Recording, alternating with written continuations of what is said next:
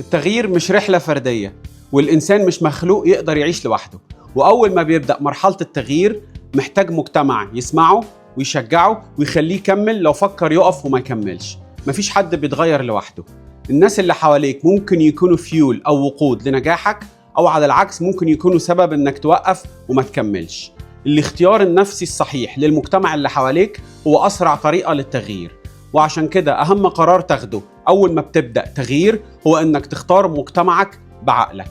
الانتماء هو إحساس جميل بيخليك ما تحسش بالغربة أو بالوحدة، ودي طاقة نفسية بتخليك قادر تكمل. وجودك وسط ناس إيجابيين بيخليك تصدق في نفسك أكتر، وبيخلي السيلف كونفيدنس أو ثقتك في نفسك تزيد، ويخليك تطلع أحسن ما عندك.